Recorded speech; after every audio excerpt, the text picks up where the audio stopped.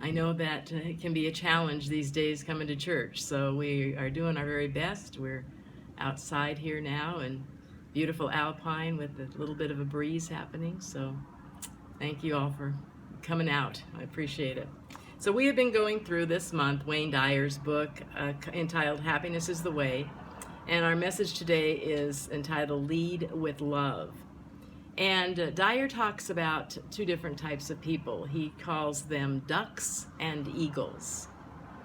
And he says the ducks are the problem-oriented people who are always quacking about what is wrong.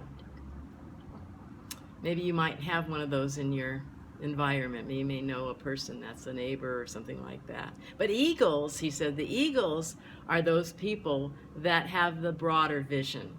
They can see from a higher perspective. And he said, he made the statement that says, try as you will, you can't send a duck to eagle school. To me, what that's saying is that wherever we go, we take ourselves. And so it's your perspective, it's your innate qualities that you bring with you no matter where you're going. And the problem-oriented person has a tendency to bring those issues with them. There's always a problem. Well, Dyer, and some of you may know his background. Of course, he didn't have the most stellar childhood, but he made the best of it. And literally, he was talking about that. He, at one point when he was young, he was a box boy, or a bagger, he called it. And from his standpoint, he called himself a double bagger, because he would challenge himself to have a cashier, and you would bag up the groceries, from that cashier. But then he would also bag up the groceries from the cashier next to him. And so he would go back and forth, and he called himself a double bagger because he was trying to accomplish more than just, one thing. And sometimes he even got so far as to be a triple bagger. And so he put it this way: the difference is related to perseverance, drive, and pride in oneself. If someone has those qualities, it doesn't matter what they do. Two baggers are simply internally motivated, operating with a sense of peace and security, and serenity, So he traveled a lot, Wayne Dyer did, and a lot of his stories he relates to different things that happened to him, whether it be flying or in a hotel. And he said they could always observe the helpful people, the people that went out of their way to do something extra. Those were the eagles. And the ineffective people that just stuck by the rules and said, nope, this is the way it is, those are the ducks. He said, for an instance, he said he was watching a server at one point, and he says, and the server said, I can only do one thing at a time. To which Wayne thought, I can do several things at a time. If you've ever been a parent, you know what I'm talking about. You can fix dinner and help with homework. An eagle-oriented person has his eye on several things at once. I saw a story recently about an old woman who had perseverance. And perhaps you may have heard of it, but I thought that it's a good example of what we're talking about today. Let's find it here. She, by the way, is an eagle. An old lady went to the bank intending to withdraw money. The old lady handed her bank card to the bank teller and said, I would like to withdraw $500. The female teller told her, for withdrawals less than $5,000, please use the ATM. The old lady asked why. The teller irritably told her, these are rules. Please leave if there is no other matter. There are others behind you. She then returned the card to the old lady. The old lady remained silent. But she returned the card to the teller and said, please help me withdraw all the money I have. The teller was astonished when she checked the account balance.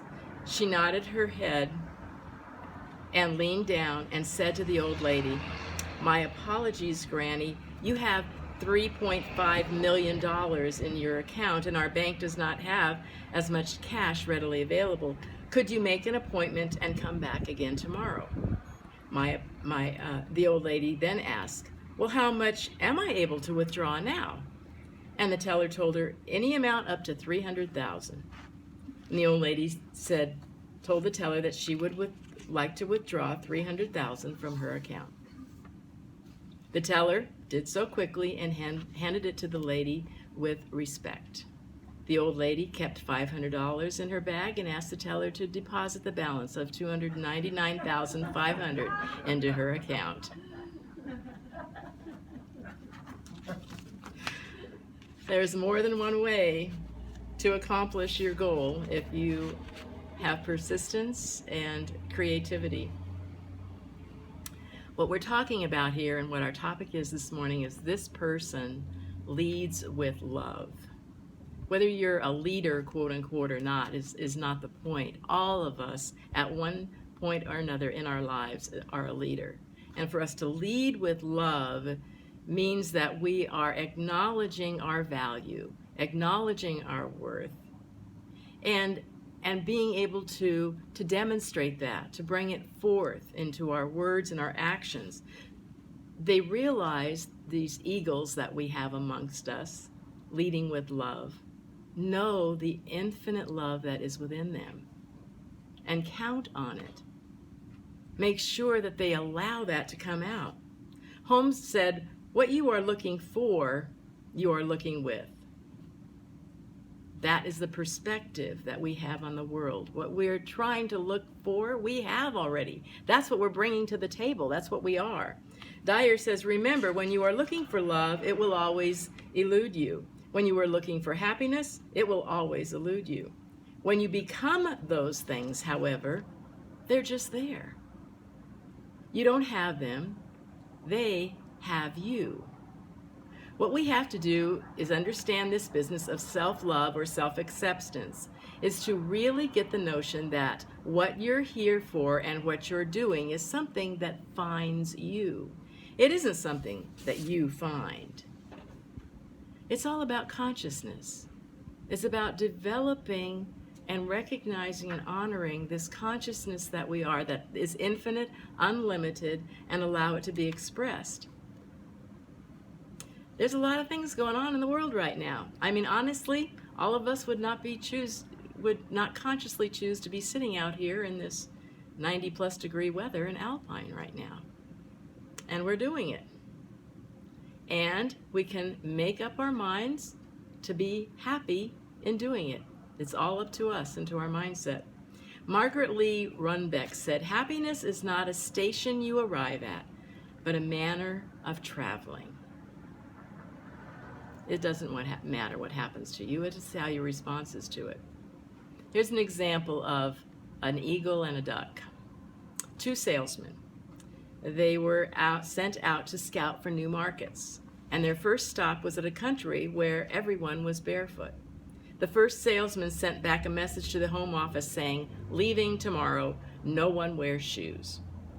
The second salesman's message was very different. He said, "Great potential market, no competition."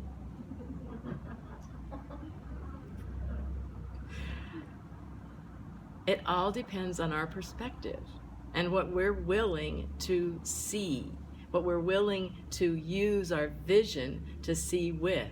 The potential, the infinite potential that's here, to see the broader picture, to accept that, to envision ourselves doing it. You see, all of these tools that we use in New Thought are the baby steps that bring us to the consciousness that it gets us. We don't have to get it. It gets us because we are it in expression. And so we're here to use the love that we are to judge with right judgment, to judge with what is the potential here. Are we all perfect? In spiritual prototype, we are.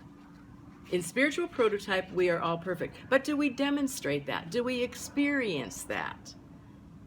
Not always normally the case.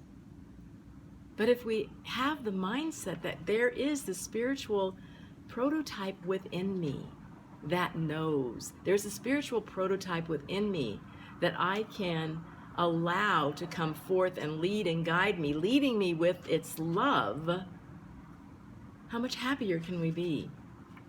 Sanana Roman said, "Love all of what you call your imperfections." You don't change them by denying or hating them. You change them by loving them. As you love your negative feelings, they can evolve into your positive expressions. Love all your thoughts, even those that are limited or fearful.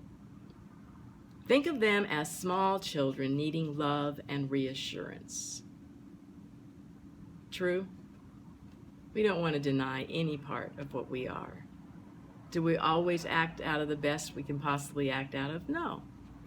No, but if we can acknowledge that and move forward from there and learn from it, how much better would we be? To recognize that love is inclusive. Love does not bar anything. It is allowing everything. And that's what we are. So when we come up with something that is an expression of something I maybe would have liked to have done better next time, I can learn from it.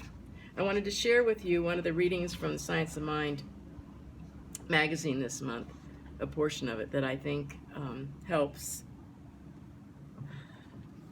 demonstrate how, even though there's a lot going on in the world right now that we don't prefer, if we can look at it with a bigger picture, to look at the oneness, to look at the inclusivity of what we are all going through, makes a difference.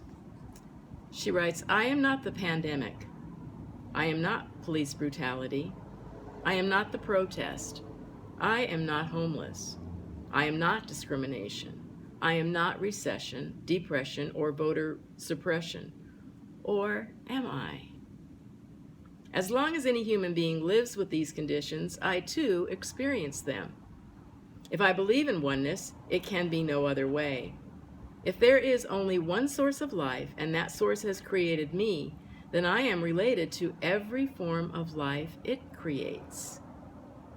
I am connected to the life of every human being in universal mind. Spirit does not force itself into expression. Spirit depends on each individual to turn toward it, welcome it, and demonstrate its presence in every condition. Today I remember the life of the one is the life of each person. I respect all citizens of all nations. I renew my connections to all humanity. I represent the heart of God. My life is a part of all life. I am both me and the part of we. We are all one. We are all part of this infinite being called life, love, joy. And we all can do our part to bring this love into expression in our own perfect way. Remember that to lead with love means that you trust yourself. You know who you are. You believe in who you are. That this infinite being is going to lead you and guide you every step, every moment of the way.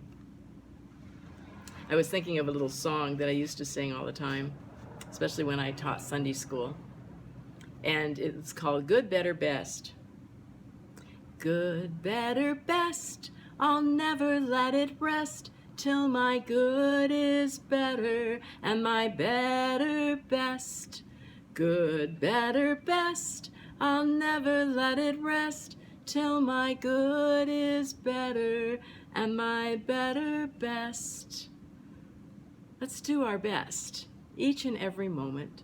Be kind to yourself. Be accepting of yourself. Be accepting of others.